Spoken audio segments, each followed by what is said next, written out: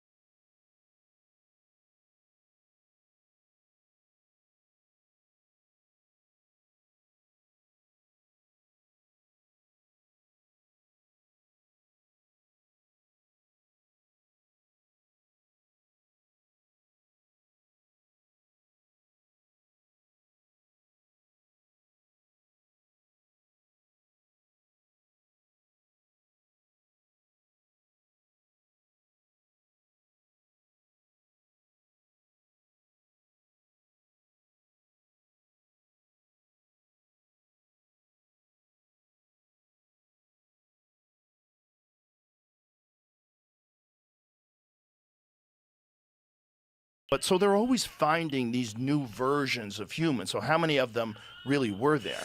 But if there's a bunch of science experiments, if aliens are coming down and like, let's try them where they're short and really powerful and they only eat meat, and that's Neanderthals. Like, stop! This one's not a good design. This is not a good design. We need them a little more frail so they invent things. Yeah. Because the brutes don't invent anything. Yeah, more frontal cortex. Yeah. The Neanderthals had bigger brains than us. That's what's interesting. So then what part of our brain was specifically different? See, we have a very our idea of them is that they were dumb and they couldn't talk and that they were brutes. But it doesn't seem like that's true. In fact, it seems like they had art, they definitely had tools, and they had language. And they might have been as smart as us. They were just different. And maybe us being a little weaker is what made us smarter. You know? Or made us work collectively. Maybe we're a little more alien, just a touch. Right. There's a little too much salt in that stew. Let's add a touch more of us. And, you know, it seems like the hairy, 5'7", 200-pound fucking savages with big eyes that might be able to see at night, because it looks like they might have had night vision. They have huge eyeballs, man. Right. The Neanderthal eye socket's way bigger than ours. Their skull's thicker. Their bones are more dense. They might have had night vision, like a dog. You know how dogs, their eyes glow when the headlights hit them? They might have had that same ability. I mean, yeah, I don't know why. That design's too sketchy. It's just not They working. can see at night, Yeah. and then they go hunting other people. This is too much. But then we hunted them. Maybe. We might have just fucked them. Something that used to terrify me in my business was doing my finances. So now I use Xero. It generates a lot of reports that help me make sound decisions. When I think I'm slow, I can look at Xero, and Xero's like, no, you're still doing good. Thought we were gonna see the world.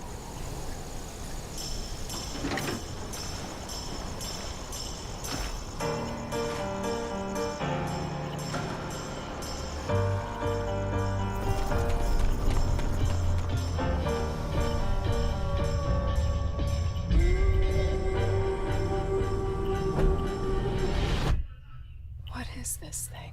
We're gonna find out.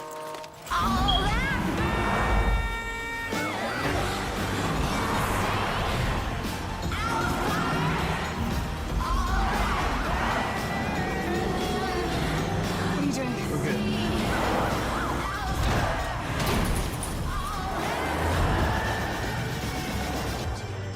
I told you we'd see the world. Start with Tucson? Yeah.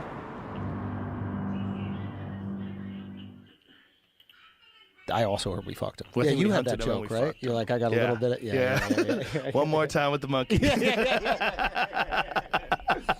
But in It's- terms of like the stories, like, all right, you know when a comic gets off stage and like they think they killed but they bombed? Right. Like there could be people telling those stories in the books. There could be. Like meaning what their rendition of what happened Yes. is in the book, and that is what they truly believed happened. They might not even be delusional. They are Right. delusional, but like that's what they saw, and that's Right. what happened to them. And history is always written by the winners. Exactly. Yeah. My version of the Bible story back in the day, I used to have this bit about Noah's Ark. I was like, the problem with the Bible is people are full of shit, and that story sucks. Yeah. Like, it's that simple. It's Yeah. like people lie all the time. I've never met any politician or any person who's in charge of anything that's like really important that I would say never lies. So if you're back then where there's zero accountability, zero video, zero anything, they can't even write. Well, that's where the cross-referencing makes sense, right? It's like that's when you got a bunch of different people saying the same thing or similar things. You start to go, okay, maybe this did happen. Oh, biblically accurate angel. Ooh. Biblically accurate angel. Have you seen what a biblically accurate Yes. angel Yeah, looks they look like aliens. like? That's pretty cool. Yeah, they look like geometric patterns. Yeah. I always wonder what the alien. You know, Tucker Carlson's convinced that aliens and devils are that's what like angels and devils and aliens are all the same thing. He thinks that they're not visiting from somewhere else; that they've always been here, and that there's some sort of spiritual aspect to like the UFO encounter, UAP phenomenon. Oh, I see. Yes.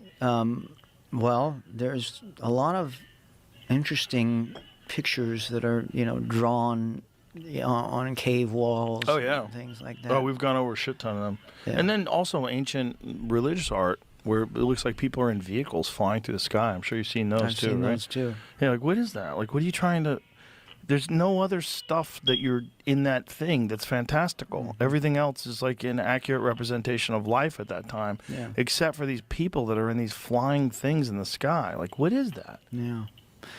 We just don't know, You know, unfortunately. when I looked at all of the credible UFO reports, the only ones that really had no explanation, I actually asked ChatGPT, of all of the credible UFO, of all of the UFO reports, which ones have not in some way been sort of explained, right? And which ones are the ones that are still like, and the one that was not, the one that's still sort of outstanding is the USS Nimitz experience. Commander David Fravor. Right. Yeah, I've had him on the podcast talking about Have you it. really? Yeah. Yeah, that seems to be the most compelling. There's other ones, though. Yeah. Ryan Graves, he's another fighter pilot, and that was off the East Coast. So the Nimitz is off the coast of San Diego. But off the East Coast, they upgraded their sensors in 2014 on the fighter jets, and then immediately started encountering these things that defied known physics that were Sure. in the sky.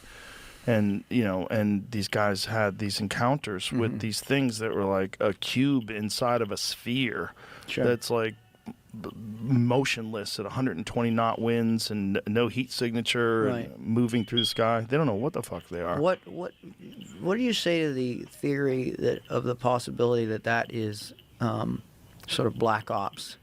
Like the idea that the SR-71, I think, Blackbird. the Blackbird. There's a company called Skunk Works, right? And they were responsible for the declassification of that aircraft, and then I think the F-111 or the stealth bombers, and but since then, and that was like 25 years ago or more, there have not been any more declassifications. Yeah, it's a good argument. I'm curious as to like what in 25 years, based on the technology that we've been able to see that makes it to modern society, how much is held back, and what we don't see. It just interests me, and I don't know. I don't have an answer. I'm not asking myself whether I actually believe that it's almost unlikely that we have that technology, but because I feel like it would just take so much more than we may be capable of to cover it up, but maybe not. I don't know. Yeah, I don't think it would. I think there's a high likelihood that a lot of this stuff is ours. And I think one of the reasons for that statement is that this stuff always happens over military airspace. Yeah. East Coast and West Coast. Like, so the East Coast stuff, the Ryan Graves stuff, they're doing it over areas where these fighter jet pilots run training missions. Yeah. And then the same thing as the West Coast stuff, Right. like where it's off the coast of San Diego, which is like tons of military out there. Yeah. I do believe that there's some programs that are operational, and there's a great podcast. Jesse Michaels has an amazing YouTube channel he's covered this stuff like really extensively, and he's a brilliant guy. He really understands it, and they were working on some anti-gravity technology in the 1960s. Yeah. And most likely Yes. they continued that work. Yeah, Yeah. artificial horizon technology and stuff like that. That I mean, it's got to have come far since then. Yeah, and there's the idea that they could hide all that stuff. No, they could never hide it. Of course they could. Of course they could. They definitely could. You're being naive. You're being naive as to how much the government No, can hide. I'm only asking the Not question. you. I don't mean you. Yeah, I mean no, people that say that. I actually pretty much. That's where I lean towards when it comes to that. I think some of it, but some of it also could be from somewhere else. And I think some of it just exhibits, like the Nimitz one. Okay, this is 2004. So this Tic Tac goes from more than 50,000 feet above sea level to sea Right. level in less than a second. Yeah, Like 7/8 of a second. sure. Like, that's crazy. That is. That's and you're crazy. right. Like, and what is that? And it does. It changes it when you remember how long ago these things were being seen. Right. because this is 2004. But then you go back to the 1960s. If they're really working on anti-gravity technology back then, it's possible that they could have created a drone. Right. The thing is, like, could a human being survive inside of those things at those extreme speeds? Well, the question is, like, what are they experiencing in that? Because if it's a gravity device, if it's moving, if it's manipulating gravity, so it might not have G-forces at all. It Right. might be operating in a completely different paradigm. Yeah, well, there may be sort of just, trillions of of alternate sort of, momentum shifts in the outside protective layer that balance out whatever's happening on the inside to the Exactly. point where, they're using this crazy technology. That's also why the argument is that they're blurry. Like, so a lot of the photographs of these things are blurry. It might be because they're actually existing in some sort of a gravity, like, void. Yeah. And what you're seeing is not exactly what's there. You're seeing it through, like, a dirty windshield. I've seen some stuff. Have you? Yeah. What have you seen? When I was in Maui, twice I've seen something that I could not explain. The one time I looked up and about 9 of us were hanging out. And we all looked up at the same time to see an orange orb. And it looked like it was 100 yards away, maybe 200, just floating, kind of observing. And then I swear it seemed like as soon as enough people saw it, it went whoosh, and then it went whoosh, and it moved like nothing else I thought possible at the time. It went out of the atmosphere, and it was crazy, faster than any drone. And this was back in like 2004, 2005, maybe. So it was we were all young. I was maybe a little teenager, so it was probably like 2006. But it was like. It was crazy. I'm not telling you. It was like, Yeah. Well, Well, a lot of them happen near the ocean, too, Yes. which is interesting. and another one, I was out on Lanai, and we were hanging out with some friends, and we were laying down on the lawn, and when you're out in Lanai, on the backside of Lanai, there's no light pollution at all, and so you have just this big, giant fishbowl of stars, and it's the most incredible. It's like you're sitting in a Spaceship. in a spaceship, Yeah. and you feel that you're on spaceship Earth at the time. Like you are on that rock hurtling through space at that point. And I saw this.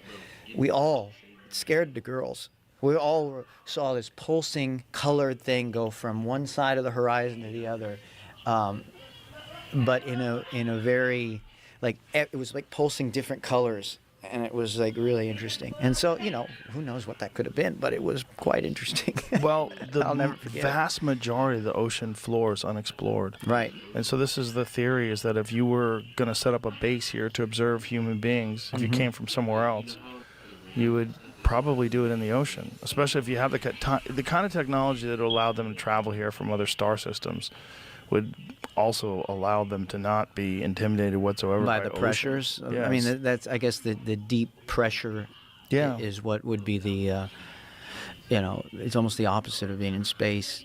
The vacuum, and then you have the deep Right. pressure of Yeah. that with the But there's videos of these submersible things going in the water and not creating a splash. yeah. So, like, what is that? Is it a hologram? So is it not a physical object? Or are they doing something that allows them to not interact with any physical thing on Earth? Like some sort of a void that they travel through. So they can go through the trees. This is like part of Jacques Vallée's research, too, in one of his books that was really fascinating, was this woman observed this, like, egg-shaped thing, and when it took off, it went through the trees. But it didn't hurt the trees. But it was on the ground, like as a physical object, and when it took off, it went through the trees. Well, I wonder if then, we're talking about, like, bending space-time. Yeah. At that point, are you creating some sort of, like, warp Yeah, you're creating some sort of a warp. drive thing? That's the idea. Where you're just like warping space and time around Right. a centralized location, and you sort of have to be, use sort of the, these like different sort of exotic forms of matter and having an understanding of exotic matter, which we're now just starting to understand that there are these exotic matter types that that work in these weird ways. But if you read about it now, the only information available is that we're only like cracking the surface of the understanding of these types of matter, and Maybe like we are. hundreds of thousands of years Yeah. away from understanding that. But I mean, that's that old saying that any technology that's sufficiently advanced is indistinguishable from magic. Was it Carl Sagan said that? I forget who said that. Yeah. But yeah, I mean, if you're looking at something from 1,000 years from now, it would seem like magic. I mean, if we continue, we don't blow ourselves up, and science and AI continue to figure out more compelling uses of universal energy, like whatever background energy that we have, Yeah. who knows? Well, Who that- knows what human beings will be capable of? So you got to imagine if something's visiting us Yeah. from somewhere else, especially if they have artificial super intelligence. Yeah. If they've traversed this journey that we're on, if they've gotten to the point where whatever we're currently investigating, whatever they're working on right now in terms of like super intelligent AI, what if they've gone through that and they're 1,000 years more advanced? All that stuff would be probably simple for them to be able to go through the water, to have Sure, these yeah. transmedium crafts that are capable of flying in the air, through the water. Right. Well, the interesting question for ourselves is how do we get to a place as a society to where we can trust in our science? We can trust to say that we trust it enough to fund it. Well, that's not trusting the science. The problem is the human beings that are in possession of the science. Well, but that's what I mean. Like, Yeah. how do we restore faith in that? And because it's not all bullshit. There is real, like we wouldn't exist where we are without the science that has brought us to where we are. Yeah, technology. And technology. Yeah. And so understanding and trusting and figuring out how to restore faith in certain institutions that we have, because we need them to survive and to keep going, So it's like not tearing down the airplane while it's falling. You have to repair the airplane from inside, and then keep it flying if you can, So is there a way to like right the ship while we're in it? Well, I think the problem is a lot of this stuff is military funding, right? So a lot of the applications for any sort of like super advanced technology is going to be weapon systems. Right. And that's what everybody's terrified of. What they're terrified of is Sure, that yeah. you're going to develop more efficient ways to kill people. Yeah. And that's really the only way these things get funded. They're not going to... No, that's the problem. Yeah, I'm that's part just of the what I'm problem. saying. I'm like, well, how do we switch it so that we can, have people in power that really are looking out for the future of humanity, Yeah. and then have people that actually want that. This means repentance. It means changing your mind. It doesn't mean like to actually do things. And then you read Genesis chapter 1 and it says, in the beginning, God creates the heavens and the earth and he makes it good. But ultimately, I would ascribe to there being an original Adam and Eve, and that those are our, like, if you want to call them like our first parents kind of thing. Yeah. And I say, well, if the first miracle happened, if everything, nothing became everything, Right. then, Jesus turning water into wine. That's a easy one. Well, yeah. That's a party trick. Yeah, exactly. It really is nothing compared to the birth of the universe. But at the end of the day, you have one miracle. So what is your personal belief when it comes to the resurrection? How do you explain it going from 11 scared disciples in an upper room to being willing to go out and die for the proclamation that you believe that Jesus rose from the dead, and you saw him and you touched him and you ate with him? In all of this, what do you think of Jesus? That's unbelievable. When Puerto Rico finds you, she recognizes the spirit you've kept hidden. She leans in and ignites. Wow. That's so fascinating. So Joe Rogan just interviewed Wes Huff, who went viral after exposing Billy Carson as a fraud. I watched the entire interview and want to share some of the highlights, including Wes sharing the Christian message with Joe. Joe Rogan first heard of Wes Huff because of Wes's now infamous debate with Billy Carson. So I, like many people, was introduced to you because of the debate that you had with Billy Carson. Quote unquote. Billy has presented himself as an expert on these subjects. Guess what, guys? I'm one of the foremost world leader in the knowledge on ancient texts and tablets, scriptures, papyruses, and so. So that's why it was such a big deal that Billy seemed to have absolutely no idea what he was talking about during the debate with Wes. Joe then says that Wes, unlike Billy, is an actual expert on the Bible. You know, it's one of those things where it's very unfortunate when people get caught with their pants down. And I'm not an expert in many things, but the things that I am an expert on, you could wake me up at 4 o'clock in the morning and ask me about those things. It seems like he does not have that. When he was on with you, it was quite apparent that you are an actual expert in the Bible and in many religious texts. He didn't necessarily have the facts straight. Wes then mentions how little preparation he had actually done for the debate, and how he was so easily able to respond to everything Billy said with so little preparation. Well, it's interesting you say the expert thing, because I literally was asked to do it 24 hours beforehand. So I had like the least amount of preparation going into it, and I was okay with that. Well, and I listened to the stuff he'd said, so I knew enough about the ways that he'd articulated. Wes then talks about Billy's threats after the debate. But the fallout was that not only did he not want us to release the conversation, but then he started throwing out cease and desist letters, and then he started, trying to sue people. Wes then shares how ridiculous Billy's cease and desist letter was. The cease and desist letter said, I don't want you to use my name or my face in anything going forward, and anything you've used up until this point you need to remove. Wes then says that Billy's actions are really what made this story go viral in the first place. Well, the irony of this situation is if he just kind of left it, it probably wouldn't have made anywhere close to the splash that it's made. And we told him that. Wes points out that when you're dealing with these kinds of topics, it gets pretty obvious really quickly who does and doesn't know what they are talking about. When you start to get into like linguistics and philology, it gets messy. And if you don't know what you're talking about, it gets really apparent really fast. Wes then shares how the debate was set up in the first place, in a way that wasn't even malicious at all.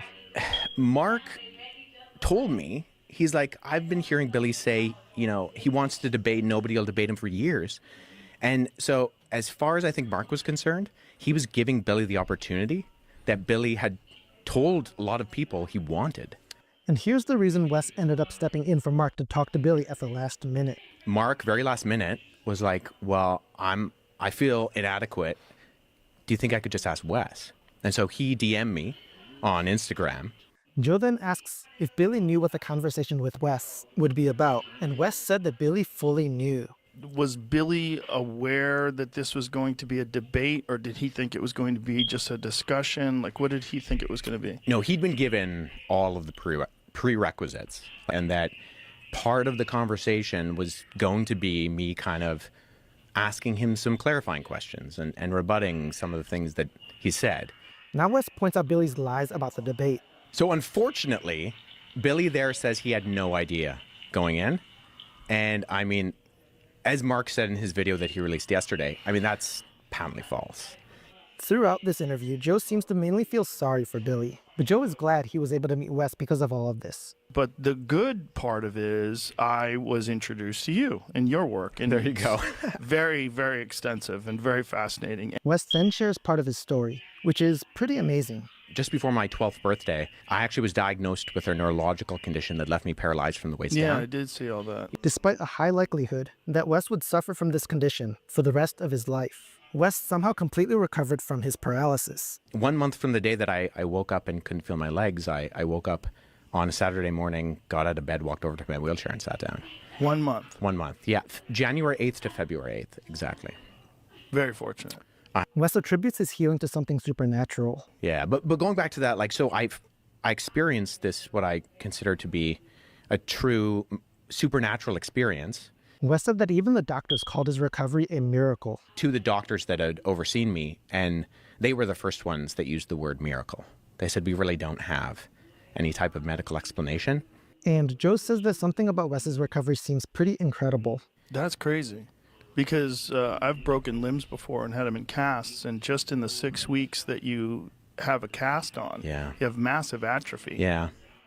Hunters, our new Huntrix meal is now at McDonald's. With Namyan McShaker fries, 10-piece chicken McNuggets, and a drink. Oh, plus 2 new sauces. And sick photo cards. And it's totally better than Saja Boy's breakfast, so pick our meal. At participating McDonald's while supplies last.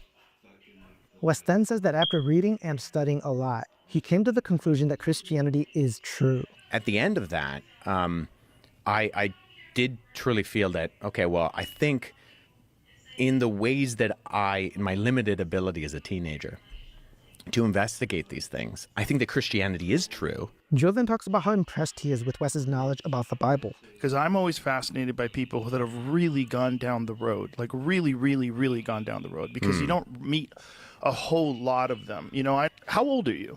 I'm 33. Which is very young for someone who Spring has chicken. the depth of knowledge that you have. Joe has come a long way from before, when he thought the Bible was absolutely ridiculous. Now Joe seems to have at least some respect for the Bible, and for people who know the Bible well. Wes then talks about the importance of being able to defend the truth of the Bible that he said he believed in. If the things they were saying about the Bible were true, then it did actually legitimately undermine what I believed. And so I needed to take that seriously. I had an obligation. If I'm wrong about the Bible... Joe seemed to be genuinely interested in learning more about biblical manuscripts, especially the Dead Sea Scrolls, which Wes is an expert on. So when you say the book of Isaiah is intact, how similar is it to the book of Isaiah that's in the Bible? So that one is fascinating. So Joe says that he likes Billy Carson, but he also thinks truth is important. Listen, I like Billy. He was a nice guy. I really enjoyed talking to him. I really do. I think his videos are fun. But I also think truth is important. Here's where Wes found an opportunity to share part of the Christian message about repentance with Joe Rogan. And the church was using this as like, you need to do penance. You need to, do all of this stuff to show that you're sorry. And part of that was, paying the church. And Luther reads this and he goes, hey, guys, this means something different. This means repentance. It means changing your mind. It doesn't mean like to actually do things. Here's more of Joe being impressed with the kind of hard work involved with what Wes is doing. God, when you're saying this about taking copied versions of it and comparing errors and going back, and you're talking about so much time. Yeah. So much research. It's legwork. So much legwork. Later, Joe talks about how fascinated he is by the question of our origins. The search for our origins is one of the most human endeavors. One of the most, because to know that we are particularly unique. We're so different. We stand out from every other animal on this planet. And in response to Joe, Wes talks about the uniqueness of the book of Genesis in the Bible. And that's why you see, but then you can see that the author of Genesis is making these points that are actually rebutting something like the origin stories of the surrounding cultures. Wes says that other ancient civilizations thought everything was just chance. And one of the main themes was basically that, it's all chance. It's all a random mistake. You were created without purpose and intention. And then Wes talks about the contrast of Genesis and the Bible. And then you read Genesis chapter 1, and it says, in the beginning, God creates the heavens and the earth, and he makes it good. And there's this idea that, that's countercultural in the idea that the Babylonians did not think that the world was good. Wes then talks more about the Bible's teachings about humans being created in the image of God. But that humanity in general is created in the image of God. And this idea of the Imago Dei, that that's why you're different. Why are you different from all the animals? Right. Because you're given something that exemplifies of a unique quality. Then Wes talks about humans having a God-given purpose and how that contrasts with other ancient civilizations. And it says that, no, there's purpose, there's meaning, there's intention. And actually, a lot of the things that you worship, it's pretty stupid because God created them. Joe asks Wes what he thinks about ancient history as a Christian. So as a Christian, what do you think about all this stuff? What do you think about ancient hominids, Australopithecus, Neanderthals? What was God up to with all this? Wes answers by saying that he believes in intelligent design and God's role in creation. I ultimately would be an advocate for intelligent design, where I would say that that God purposefully created humanity. Wes then shares some questions about flaws in the theory of evolution. Neo-Darwinian evolution is not quite explaining some of what's going on with things like the fossil record and some of the gaps that we have in there. I think it's great that Wes isn't afraid to say what he believes regarding this subject area, where Christians are often mocked, when the reality is that what Christians believe actually has a lot of scientific support. But ultimately, I would ascribe to there being an original Adam and Eve, and that those are our, like, if you want to call them like our first parents kind of thing. But Wes talks about evidence that the Gospel of John was written much earlier than most people believe. Which means that at minimum, you've already pushed the Gospel of John back into the first century comfortably, and potentially even, like, most likely into the lifetime of the eyewitnesses of these events. Wes also gave Joe some copies of biblical manuscripts that he made himself, and Joe was pretty amazed by what Wes said about them.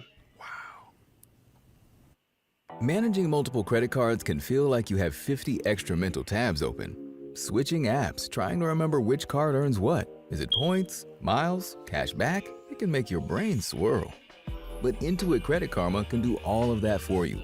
With Cards Optimizer, you can see which card to use for each purchase, so you can stop guessing and start earning maximum rewards. Clear your mind. Earn more rewards. It's a win-win. Intuit Credit Karma. Download the app to get started. That's unbelievable. Wow. That's so fascinating. So this is the kind of work that I do in terms of trying to figure out, okay, you have these fragments. God, it's so beautiful. It's just so bizarre to imagine these people writing this stuff down so long ago. Wes then talks about God creating the universe, and interestingly, Joe seems to agree with him about at least part of this. Yeah. And I say, well, if the first miracle happened, if everything, nothing became everything, right, then, Jesus turning water into wine. That's an easy one. Well, yeah. That's a party trick. Yeah, exactly. It really is nothing compared to the birth of the universe, but Joe seems kind of open to the idea that God may have created the universe. we're convinced at the creation of the universe, and we're very skeptical at other miracles. It's very odd. Joe himself even starts asking some questions about evolution here. If evolution is the only thing that created us, it's just evolution, how the did we get so far ahead of everybody else? Joe then even refers to the creation of the universe as a miracle. But at the end of the day, you have one miracle. You have the Big Bang. All of science agrees this happened. Joe then continues talking about miracles. Like the whole idea that Christianity, when you're saying that the book of, was it the book of Isaiah? Yeah. That the same book is exactly the same as, like, that's a miracle. Wes then shares more about what Christianity teaches. The crazy thing about Christianity, where you have this Jewish itinerant guy who's walking around first century Roman-occupied Judea. He's making some pretty audacious claims to be God himself, and then he predicts his own death and resurrection. Yeah. And then they go from 11 as scared men in an upper room to completely overhauling the Roman world in only a couple hundred years. And Wes goes on to talk more about the resurrection of Jesus. Because of this claim that they say they saw Jesus resurrected. Like, there's something different that goes on there, that they're like, this is a miracle, right? Dead people don't usually rise from the dead. Joe then directly asks Wes what he believes about Jesus' resurrection. So what is your personal belief when it comes to the resurrection? What do you think happened? Do you have a belief? And Wes answers honestly. As a historian, I do think it is a historical question. You have a guy who objectively lived, he objectively died, and then individuals close to his inner circle claim that they see him not dead. Right. Again. This is a highly unusual activity. Joe then says that it's really difficult for people like him to believe in the resurrection. It's very difficult for anybody who thinks of themselves as an intelligent person who's secular to even entertain the possibility that someone died and come back to life. And here's how Wes responds to that. And I get that, but we've already talked about the fact that we don't think that the only thing that exists is matter and motion. We as in you and I, right? Like, we believe that there's something else going on in this world that's a little bit crazy. There's something else, and that to, I think, exclude that, I think excludes something that you're kind of putting blinders on. Wes then talks about the historical evidence for the resurrection. But the Gospels are written in the lifetime of the eyewitnesses. And they're written in this period of time where you have groups of individuals who could have fact-checked those things. Joe then asks if it's possible that Jesus didn't die at all. Do you think it's possible that he didn't die? And do you think it's possible that they thought he was dead? And here was Wes's answer to Joe's question. If you look at, say, very skeptical biblical scholars, like non-believing, atheist, agnostic, Christian scholars, they will say if we can know anything about Jesus, they'll say one thing we can be sure of is that he died by crucifixion under Pontius Pilate. Joe continues asking questions about the evidence for Jesus' resurrection. How many different people have some sort of a recollection or a writing or something that's attributed to them of being witness to his resurrection? And here's how Wes responded to that.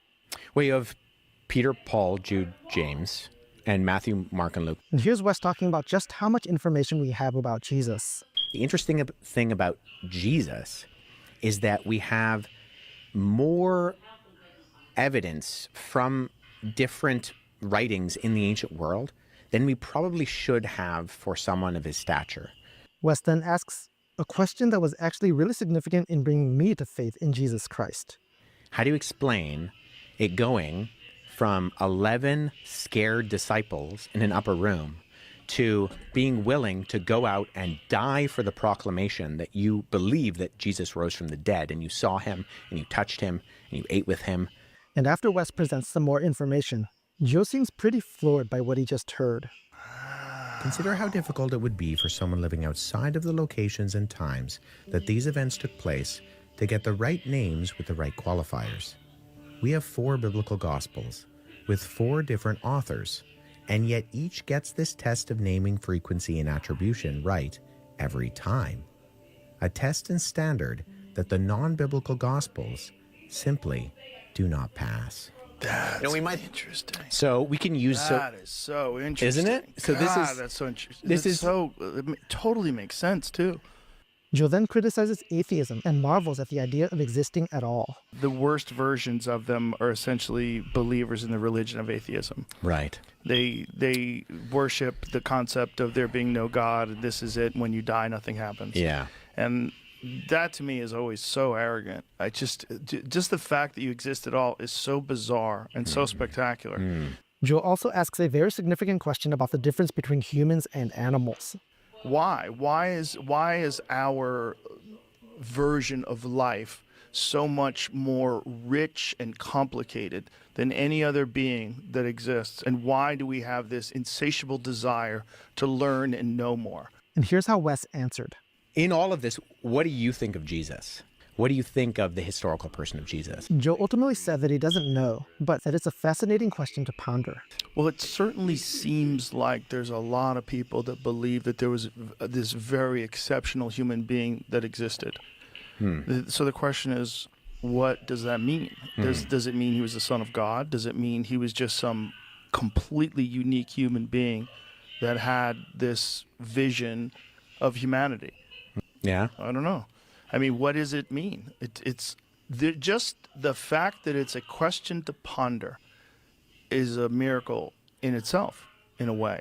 Joe then talks about how powerful the Christian message is. It's the fact that there's this concept of this person that died for our sins, that's the Son of God. But you have to you have to believe in a bunch of stuff to go that way. Like, just the concept of that is interesting to people, because what it can do to people is offer them a very unique way to change the way they feel about the world itself. Joe also talks about the benefits of the Christian life. If you do live like a Christian and you do follow the principles of Christ, you will have a richer, more love-filled life. So it is true, right? Wes also points out that he disagrees with Jordan Peterson's view of Jesus. I think I really like the way that Jordan Peterson articulates it, but I think he misses the forest for the trees. How so? In that he sees Jesus as an archetype. And I don't think actually even Jesus gives you the opportunity to see him as the archetype. Wes then says something that causes Joe to ask a very important question. Because Jesus was very against moralism. And how do you define Jesus being against moralism? Like, what do you mean by that exactly? Well, Jesus looks at the religiosity of his day and he's constantly critiquing the fact that they have this hypocritical religiosity to them. And here's how Wes answered that question. You can't do enough to actually live up to the standard that God holds you to. And so if you keep striving, you're actually going to wear yourself out and be exhausted. Like atheists. I'm really glad that Joe was able to have a good conversation with a solid Christian who actually believes and can articulate well the actual teachings of the Bible. And my prayer is that Joe would seriously consider the things that Wes said, and that by God's grace, Joe might one day come to true saving faith in Jesus Christ. Hey, I'm Mike. If you want to support what I'm doing and help these videos reach more people, would you consider clicking that subscribe button? Thank you so much for watching this video until the end. Here is another one that you might find interesting.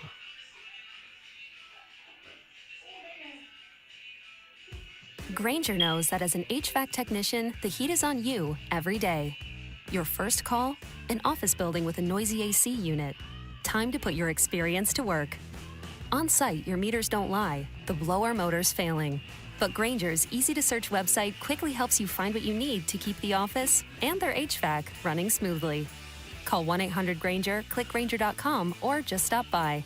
Grainger, for the ones who get it done. My favorite song, no doubt, bro, is either Want You or Clock It right now, gang. This make you want to get a little...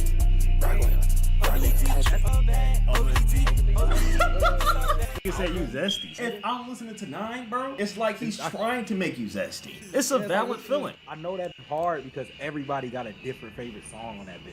So what's your favorite song? Name it. Oh, Trevon, bro. Or SVJ. And he like, I'm a bad bitch. I love that bitch. You know what's crazy? That was one of my favorite songs originally, but then it changed over time though, because when I heard the song, I guess I got snippet syndrome or something like that, bro. It just wasn't like clicking fully for me. It was a cool song still. Like I still added it on my playlist though. Yeah. I think I heard the snippet when he was like, the part before he talking about I'm a bad bitch, when he was like, I'm a bad. He was talking about the girl. Fuck. The girl? No, like in the song, it's like it's like 3 changes in that song if you really think about it. In SVJ. It's like 2, 3 really like he bridges and the beat changes a little bit, and then when he leaves the bridges, he changes as piano in the beat. Getting really no features except for that. Dude, that's what I'm saying. No features, really, bro. I don't know if 9 is ever gonna do this. Wait until he get a nigga like sing on this album, bro. It'd be some hard or something like that, bro. The nigga that he really fuck with, like Japan and shit. But he just made some post or whatever. I think he went live after dropping an album. He went live talking about some. He not fucking with nobody though. You know he bipolar as hell. Yeah. Kind of talking because he ass really don't fuck with nobody. I don't know where this case shit came from though. I don't know where this came from. This is a good song. I mean, it's a decent song, right? Well, Sunset Hill. Here's what I was saying. I was like, yo, if you're gonna hop on a beat like this, you're gonna hop on some production like this that's much slower, different vibe, right? Whole different range. You gotta showcase more than just say wait, just regular 9.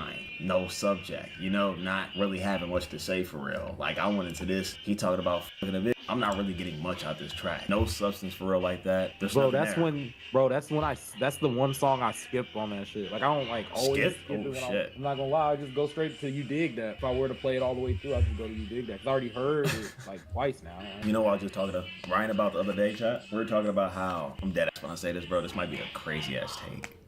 I actually think that 2025 and 2026 Underground could be up to par with 2021, or really should be up to par with it, only if the artists would collab more and we actually see different sides collab with each other. I feel like that would genuinely be a thing, gang. But niggas aren't gonna collab with each other. It will never happen though. Gonna get mad at each other. Gonna get mad at the rappers. And I was talking about it. Shit. This is what Ryan said. He said, bro, it's so much hatred with the fan bases. Like they have so much beef with each other, shit like that. I'm not saying in terms of like, oh, these niggas would be bigger than Yeet and guys like that, but I just feel like it would bring more exposure to the scene. Just imagine seeing some shit like an Osama Son and 9 Collab, or Che and Lucy, or Pretty Fun and whoever the fuck, you know, like just the big guys in the scene. Just imagine if there was more collabs. We haven't even seen Netspin and Che yet. Not saying that niggas want to see that, but like, we ain't even seen shit like that, no crossovers. The most we might see is a nigga just said, oh yeah, I fuck music, he hard, and that'd be it in an interview. Or if something just come up and guys just speak about it. That's it. You see what I'm saying? There isn't much to it though. Niggas are afraid to see that X post where it says the nigga got washed on his song, gang. They don't want to see that, bro. I'm telling you. Yeah, I think that plays a role into it too. Niggas pride is just out the window. Niggas don't want to see no shit like that, bro. 9 dissed Thug and Thug posted him. You know what's probably going on with that whole Thug and 9 situation, bro? Thug probably knows that 9 is doing that. And that's not like a crazy thing, but like he probably know that he's saying all that in the songs, but he don't even give it himself because it's probably just cordial. Like it ain't nothing else going on. Like he still look at him. Yeah, it's like that's just his OG. That's his uncle on some shit. You see what I'm saying? It ain't nothing deep. Like he don't give a fuck at all what he talking about in the song because he know that's who's calling him off. Yeah, I feel like 9 talk to them all the time on the phone. Like. Wasn't he just thanking him, you know, for helping him out with his team and shit like that, saying he got the best team or something like that? So I don't even think it played a role into like relationships behind the scenes or whatever. I think he obviously still with he still got respect for him. It was just shit from the past that he already talked about in his songs. Cause we don't know how old these songs are. They could be recent on some shit. But I feel like 9 be purposely telling Thug like, bro, I'm gonna say some crazy shit in the song to make it seem like there's some shit going on the whole time. There's nothing. How you feel about that? He like, man, what you want to do? I don't know. I feel like that's probably something they would do on some shit because Thug is like that. The same shit that 9 is doing, yo, Thug is like the same way, but like it was crazier back then. Niggas like are with trolls. Birdman and shit, like he used to really like, bro, he used to do that shit all the time too. How you like 9 album? I like it a lot. I think it's gonna do a lot for him in terms of like just making his music more broad and hitting different ears. The aunties, the girls, you see what I'm saying? A lot of people, bro. I feel like anybody can somewhat listen to it and fuck with it though. Just maybe a few songs, even if they don't like 9, right? I just explained that. I also think the production was insanely solid. We had R8 on there. We had a little bit of Jay Wade here and there, you know, when it comes to collab priding. Obviously, we had Pat, Bella with a faster tempo kind of gliding in the beat structures. We had Ahmed, see what I'm saying, give us that emotional feel with the music. The only thing I say that was missing fully, not fully, because I got hints of it throughout the music here and there, just with certain songs, that emotional connection though. It's called Emotions, but I'm just saying like sometimes I feel like I got it with a song like Julia. I got it with a song like Trayvon, right? But I'm like, damn, this is low-key missing throughout the project. But it's emotion, it's everywhere. You see what I'm saying? Yeah, that's what I was saying. Maybe yeah, it's like it was like everywhere. Like some songs are bipolar as fuck. And I think that's what he was doing, bro. It's just like random switch-ups. You know, a lot of shit was done purposely, because I don't think that 9 is dumb when it comes to music or anything like that. Like I think he knows what the hell he's doing. I just feel like sometimes we get off topic, we get off, like we don't have a specific subject in songs. He'll give you a hint of something, but throughout the song he might talk about fucking pollen randomly, these pollen bars. He fucking this girl that's on the top of the hill or some shit like that in LA Fucking wearing a MAGA hat. Yeah, it's just like there's so many random goofy ass bars, and that's cool and all, but like I think that's why Studio Attic is so crazy of a project and it's at a higher pedestal than a lot of other shit. I probably might hear it again, but not right now. I think 9 is just at a different headspace when it comes to music and what he's making and shit like that, bro. For real. Do you think he need better lyrics? Or for 9, it doesn't matter? Now, I was just talking about this, bro. Yeah, we spoke about that about maybe 4 months ago, bro, in the Chord. Grant, I was talking to even Ryan about this. I don't need him to get super duper lyrical like an Eminem or Kendrick Lamar or some shit like that. I don't need that. Give me a main topic, right? Give me something relatable. Tell me about what the hell is going on without you yapping in my ear about this same girl you've been fucking on. You see what I'm saying? Give me something I can actually connect with. A lot of niggas get ass. It's hoes out here, yeah. Alright? So what? You got you some ass. But tell me about yo ho. Yeah, tell me about something. You've already gave hints before. Los Angeles, yo, Tokyo, it's crazy. I just connect with it. It just hits. It's emotional, bro. Even the subtle drops in the beat, just on the production and how solid it was. I think that was crazy too. 9 is on some different shit, bro. He's just trying to make something that gets you riled up, lit, turned, grimy. Some songs are uplifted. It's gritty. You know, it has this spooky, evil tone sometimes that he go for with Bella production and Pat and them niggas gang. And they had these weird ass melodies going on with the beats.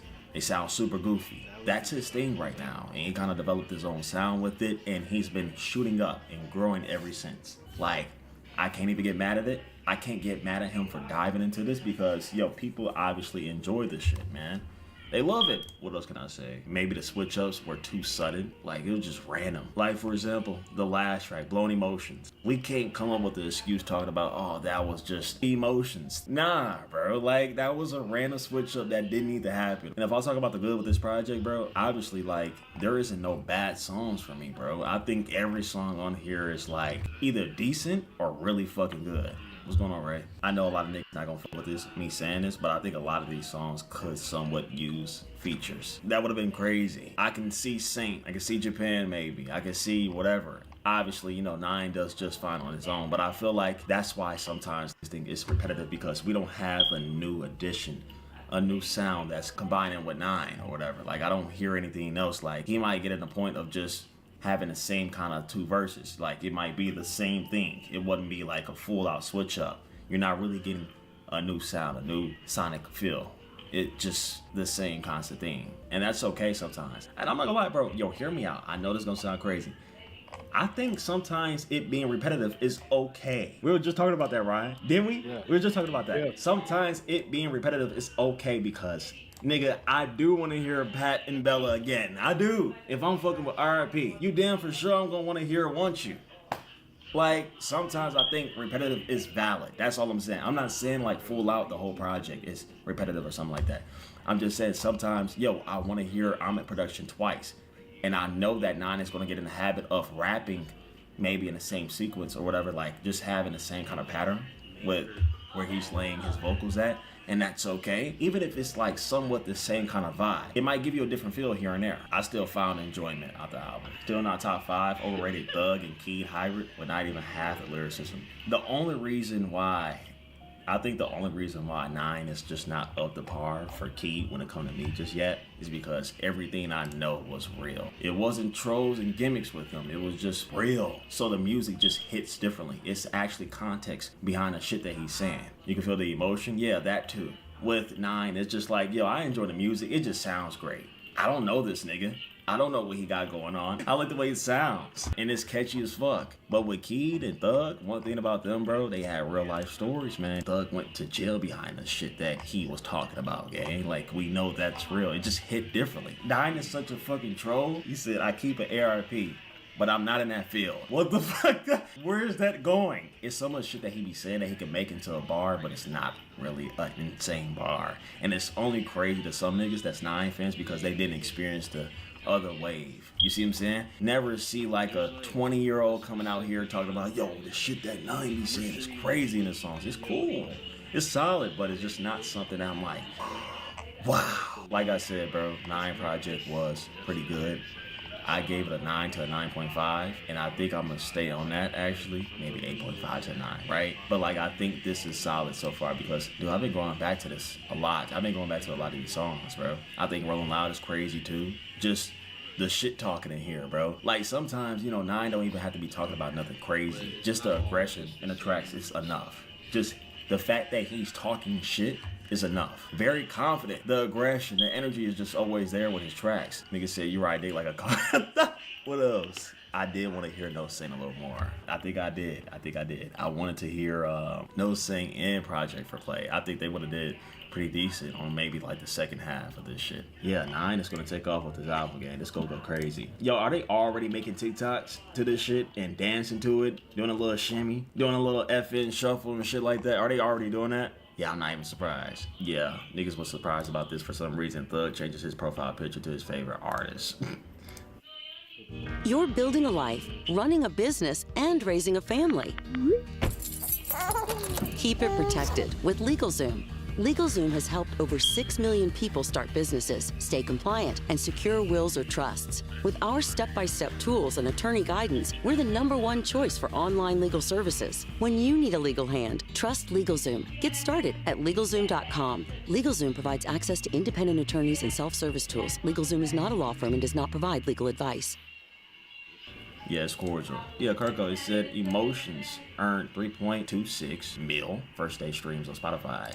He posted this. He tagged Capitol Records 1.5. That's Lil Boy shit. Republic Records too. He's talking about yo. Then he added everybody. Damn. He added Thug too. He said, I love y'all. We the best team in the world. Best label in the world. Yes. So he signed to Create Music Publishing. I love you guys so much. So proud of us. Look at where we're creating now. Let's do this shit for 20 more years. I got you guys forever. I'm so proud of us. Oh yeah. And by the way, you niggas by me and Thug got it. And Key, y'all will never be us. We the blueprint for you posers. Yo, he said, I can't lie. Nine snuck himself in there, but I do think on Emotions, he developed his own flow that can be recognized as Nine's flow. I think that's been happening. You see what I'm saying? I'm not trying to be funny or anything like that. Like, I don't want to say that are buying Nine. This niggas that's doing it, but we probably just don't know of it. It's like on TikTok. It's a random out there, right? Seeing it randomly like on my timeline on TikTok and shit like that. Just random hopping on this Pat type beat, Bella type beat. You know them goofy ass evil tone melodies, the same kind of glide and shit that people be hopping on them beats and they hopping on that mother talking about some say what and all kinds of shit. So I think Nine is just saying it though, but he's kind of dragging it though. He's obviously doing it because he want niggas to copy him. Like he want people to kind of play into it. If anybody biting somebody's shit, that means whatever they doing it right. Nine is obviously gonna drag just the smallest things of a person like buying this shit, bro. He's a marketing genius. He wants you to reply with some, who? Me? What you mean me? Ain't nobody buying you. He wants you to do that. He's gonna take the smallest thing and just drag it completely and turn that motherfucker up. Like I said, there's people out there that's doing it. He just gassing it a little more. That's all. But I was gonna say, Nine developed his own sound. I think after Toma Music, he started to showcase it a little more though. I think that was like the project that kind of created a new vibe for him. I'm the last guy to tell y'all that Nine is fully different. I just think that he has his own kind of thing though, in terms of like just a different feel when it's music, and he has different wordplay, different ad-lib play in his music. He has his own signature now. You see what I'm saying? Like he will always be under this whole bracket of Key and Thug. That's where the influence is from. There wouldn't be a Say What without Say What or What by Key. There wouldn't be that ad-lib kind of work going on, right? But Nine brings a whole different shit to it, bro. He has different production already. He has newer production, shit that's obviously influenced from the past too, but there's different glides with that already. So that's very much different. I would say he's a little more goofy than Thug and Key, because obviously, you know, Nine barely has anything to fucking talk about. Obviously, right? That don't even matter. But it just makes it sound good. I would say when it comes to rage, that screeching, yelling kind of feel of music, Nine showcased that a lot differently than what Thug or Keed have tried with different production that was in a middle tone of rage. I don't think they ever dived into like full out rage, traditional rage. You see what I'm saying? But I think with Nine, you know, whenever he showcased him yelling and shit like that, bro, that takes a whole different turn. You can bring up Cardi with that. You can bring up them Opium niggas with that shit. Obviously Nine is influenced by Cardi in that wave too. That's a whole different feel. Like the raspiness in his tone. He did that before he passed with that one snippet. Oh, I know what you're talking about. He had a few songs. But I'm saying though, Keed has never, bro, let's be for real this and that. Has Keed yelled and screeched on a fucking track with a rage beat that was similar to what Nine is on right now? It just wasn't happening like that consistently. You know what I'm saying? Like Nine got that locked down. He has developed his own sound now to the point where like you can recognize that's him. Now, it's different for the casual listener. I can recognize that he's fully influenced from the niggas and he take bits and pieces from them and make it to his own thing and kind of formulated his own sonic feel. So, yeah, that's all I'm saying. He has his own signature now. Early on, though, in his career, definitely, I agree with you. All I heard was Keed sometimes. Nigga, R.I.P. Keed, what do you think that stemmed from? WAP. Yeah, now like, I feel like it's his own shit. Yeah, like when you hear him now, bro, songs like Clock It, You Bad and shit like that. Hear me out. I don't even hear Thug with that for real. I don't even hear Key with that. I think that's too subtle of a move. Key was doing shit like that, but like it was totally different. I think that's a whole different feel, gang. I don't know. That's dead ass Key. I don't know, bro. I can't say that. There's songs from Key where I could be like, yo, give me a Key song right now, chat. You Bad. Mind you, You Bad dropped all the way in fucking September of 2024. Okay. You Bad, right? Oh, you bad. Oh, you rich. Okay. Ride the wave. Yo, y'all tell me if this shit sound exactly like Key. Wait a second though. Hear it out. You probably know Vistaprint for business cards, but did you know we print everything you need to brand your business? We print banners and signs that help you stand out, and must-have merch like tote bags, t-shirts, and hoodies. Right now, new customers can get 20% off with code NEW20, because if you need it, we print it at Vistaprint.com. I'm a big dog off the leash. Nah, I can step on my pivot. The way I hear it. I think it will always be somewhat different, or you can't really notice it for real like that because vocally, yeah, maybe, I guess, here and there, but like, yo, production is just so much different that you can't even put it in the same box. Diamond sounds more like Keed than Nine for real. Bro, I would give y'all Thug. I would get that to y'all. Bro, like Keed, bro, I know how Keed was, bro. Y'all gotta understand, bro, I was around during this time, bro. I love Keed, bro. That's my GOAT. It's there, but not all the time, bro. Obviously, he's very influenced, bro. Okay. But you can still recognize that's Nine. Back then, whenever Nine was making music in 2024, early 2024, and we barely even knew about that nigga. Yeah, I think that's the time where you could be like, yo, I didn't even know who the fuck this was. I thought this was just Keed. That's very much different. But I'm saying after Tumblr Music or after Studio Attic, I think Nine developed his own signature sound where you can somewhat recognize him. It's not always just, nigga, ain't this just Thug?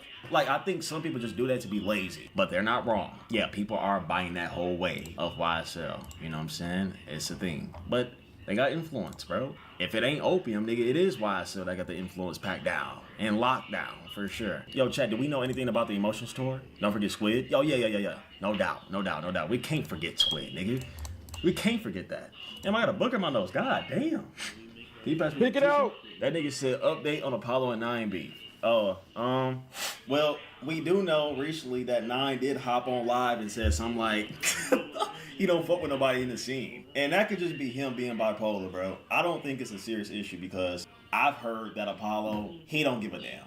Like, all of this shit is just 9 feeling some way about him and Osama's son working together. That's it. You know what's crazy, though? I called this shit out like a long time ago, chat, when I made a video about the situation, whole Oway and 9 shit, right? I said something like, yo, Apollo be doing the same shit as Saint. 9 don't never say anything about him because he know better not to. If you lose out on that YBO connection, that is bad. You know, you don't want to lose that. Like, I told him, I was like, look, I said, 9 was on Saint ass. He went to the show, right? He was like, why you performing with the ops?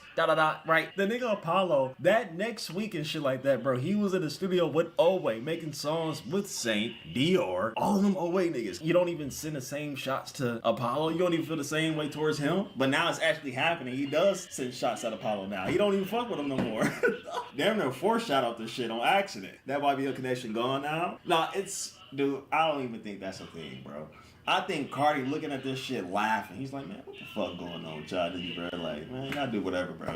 Nah, but ain't that deep. Nah, he still, yeah. he still got it, bro. Like, bro, I don't even think Opium Baby and all them niggas is taking that shit serious. bitch, get my toes. I got white toes now. Nigga lame, needs the money. All these niggas sold out. Like, come on, gang. Like, that has to be, you know, one of the niggas that's playing into it. We know who rocking the upside down cross all of a sudden in underground scene mainstream, right? Like, you know, we going white toes, D5? No, I'm not going white toes. You know, you can connect the dots a little bit. I'm not trying to start anything. I'm just saying, like, I heard this shit. I didn't even want to drag it because I'm like, bro, I'm enjoying the music. Fuck all this other talk. Is Vivian Westwood not a diss on Ken? Okay, now we're just talking. You got to run that bitch back, bro. That Rolling Loud go crazy. He say, I got a large amount. All right, Tiz, tell me. Do you feel like 9 has developed his own signature sound now to the point where, like, he doesn't just flat out always resemble Keed and Thug in every song? Yeah, he know. Because there was somebody that said, like, he didn't develop that until after Emotions. When did you notice it? What's that tape with So FN that with the Mickey Mouse and shit? That tape Before For Nothing? Yeah. Before For Nothing, yeah. Okay.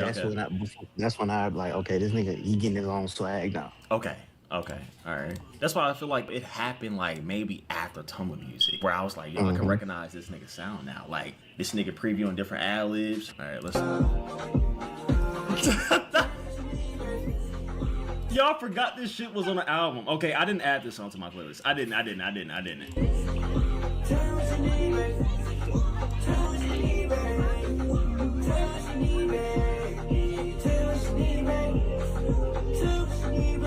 And I came in with a large mouth. What'd he say?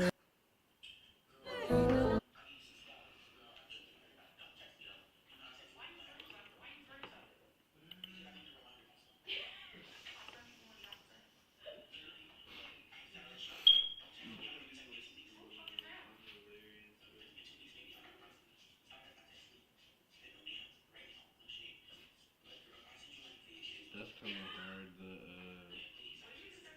the fucking, what is that called? The monochrome or whatever. Yeah. Like that shit with the glasses.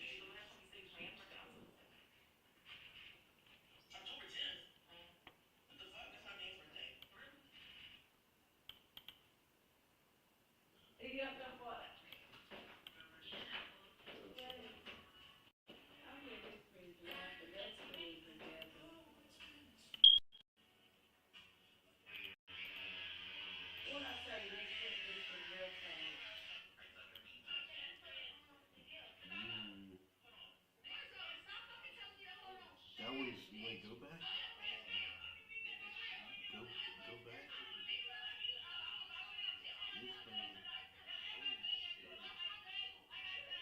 You're definitely not fucking. You're definitely not wrong. This one, though, she look. This one, I feel like that one's really. You see how you see that bone.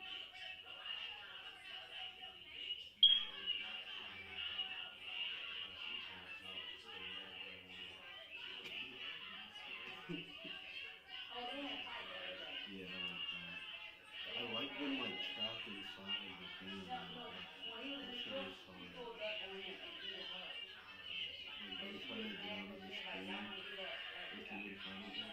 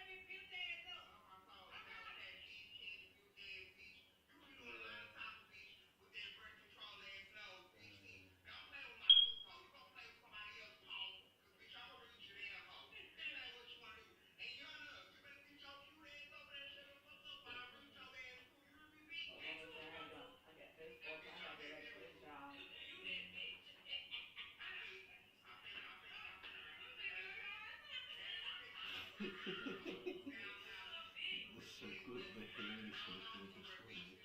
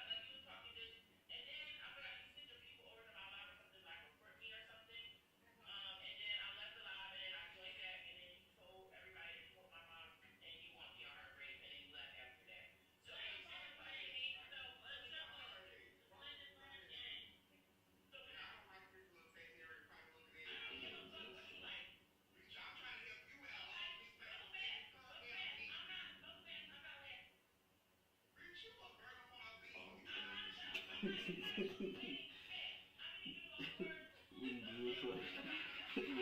still all change?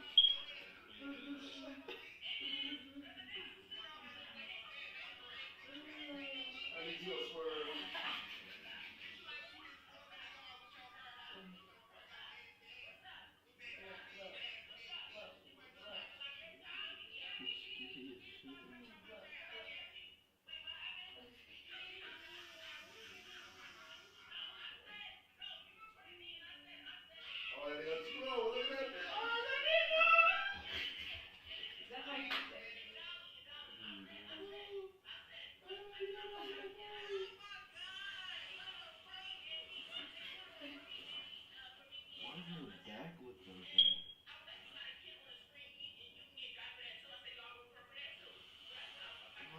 You can like see the bone.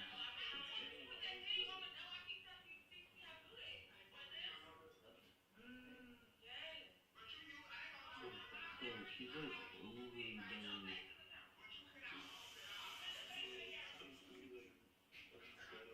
Yo, put the glass in that dog, dude. Put the glass in that dog. Come on, nigga. Get out your own there.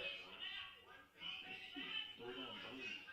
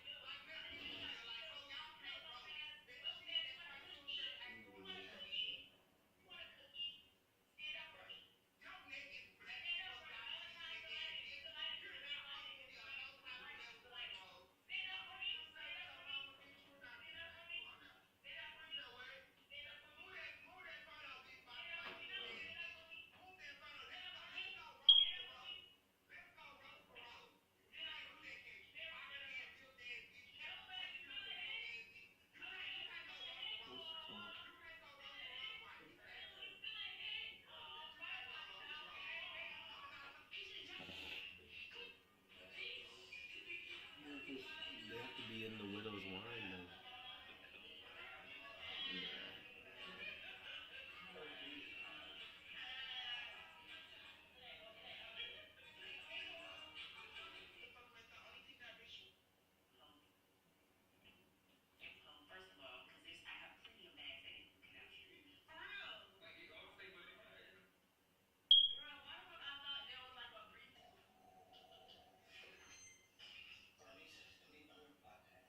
They still love it.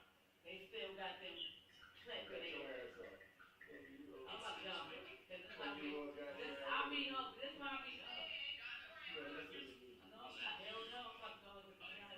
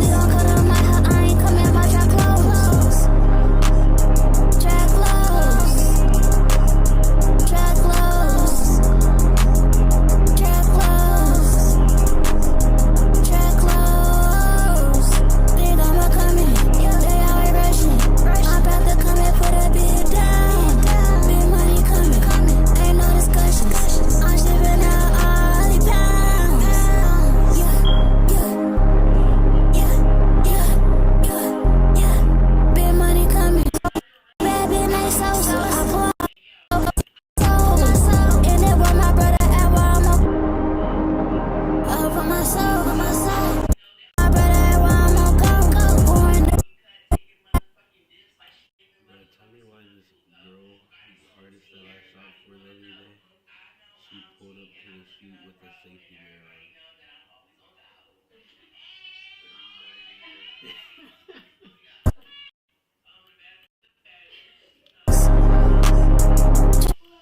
My brother coming, put a bid down.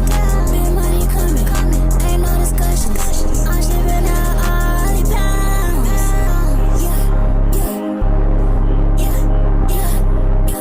Yeah. Big money coming, ain't no discussions.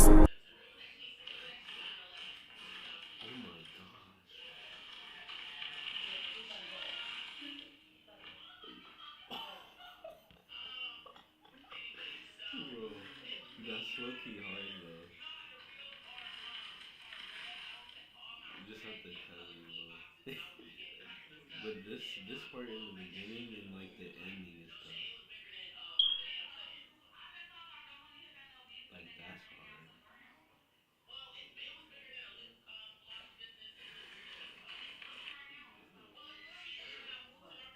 I'm shipping out all the pounds. Go bang, all eyes on me insane. My weed gon' keep me sane. I'm smoking straight propane. Got a bad bitch named So. I pour out, pouring up the surf. I go and do the show.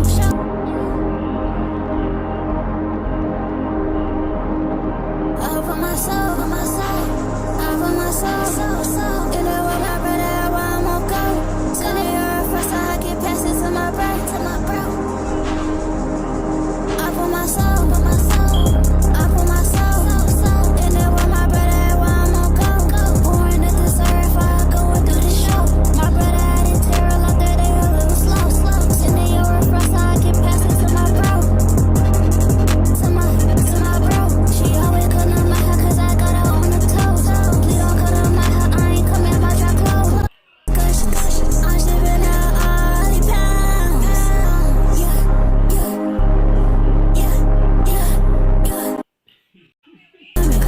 Ain't no discussion. I'm shipping out all the pounds.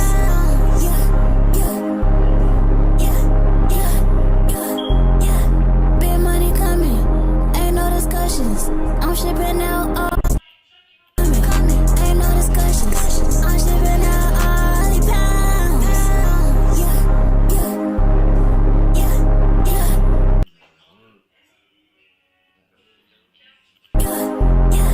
Big money coming, ain't no discussions. I'm shipping out all the pounds. Go bang, all eyes on me insane. My weed gon' keep me sane. I'm smoking straight propane. Got a bad bitch named So. I pour out for my soda. Double cut, yeah, I told you. Start acting like I don't know you. I put it up and go bang. All eyes on me insane. Like, you know when they be having like the little statue? Oh my god. Who is that? Nah, she's mad. I put my soul, I put my soul. In the world, my brother, where I'm gon' go. Send it here first, so I get past it to my bro. I put my soul, I put my soul. In the world, my brother, where I'm gon' go. Pouring at the surf, I go and do the show. My brother had it terror out there, they a little slow. Send it here first, so I get past it to my bro. To my bro. She always cut on my hair, cause I got her on the toes. Please don't cut on my hair, I ain't coming at my dry clothes. Dry clothes. They always rush, I'm shipping out all the pounds. I pour out, keep me sane. I'm smoking straight propane. Close.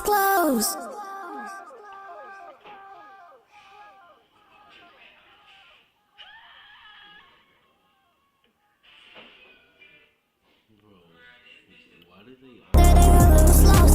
I put my soul. In the world, my brother, where I'm gon' go. Pouring at the I got her on the toes. Please don't track close. They gon' be coming. They always rushing. My brother coming, put a bid down. Big money coming, ain't no discussion. I'm shipping out all the pounds.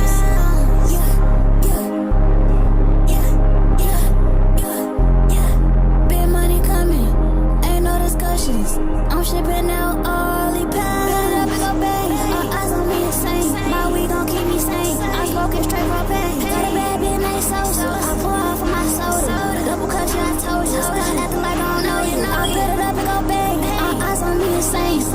gon' keep me sane. I smoking straight propane. Got gas all in my blunts. Stuff that beer with runs. My money keep on coming. I put my soul. I put my soul. In it with my brother at where I'ma go. Born to the certified, go and do the show. My brother had a tarot, got that day a little slow. Send it your refresher, I can pass it to my bro. To my bro. She always come to my house cause I got her on the toes. We don't come to my house, I ain't coming, my shop close. Close.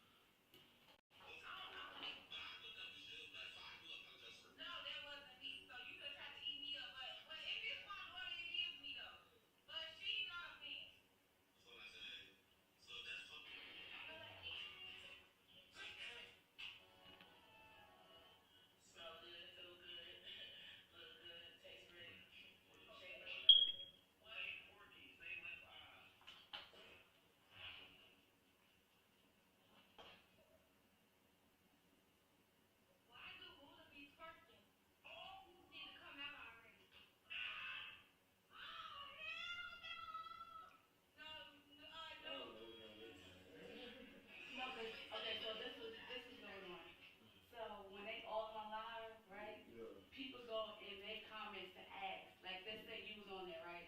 They'll come in my live and say, hey, ask Florida about, I'm just gonna make up some shit. Ask Florida why he was, what this guy that had on the Pum Pum shorts.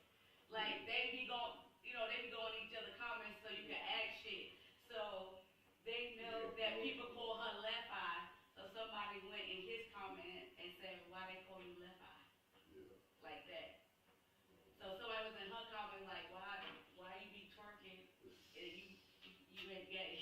Like, so it go back and forth. You take my ass home right for this shit. Oh God. Oh no, shit. I be on lot. This why I be at home on this goddamn TikTok all fucking. On goddamn shit. And in the goddamn house looking at these people's shit like I'm in the house with their ass. Just be sitting there all goddamn. Yes. Look, I drove fast as fuck that day though. Alright, I'll call you tomorrow. I'm gonna bring those boxes though. I got those in my car. I'm sure you've been snoring and shit. You got no shoes though.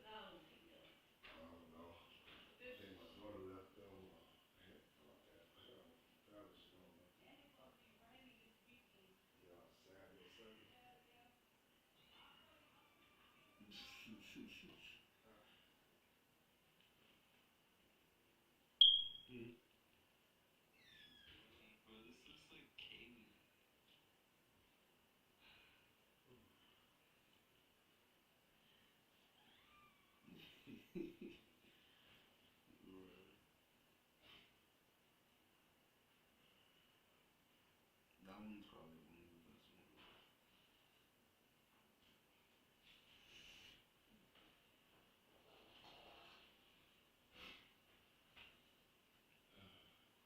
Smoke from Cage.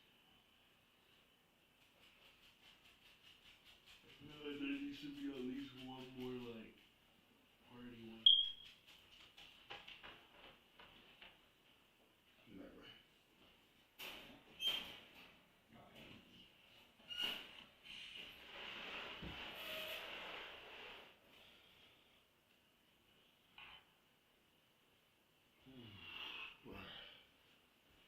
Talk all fucking day.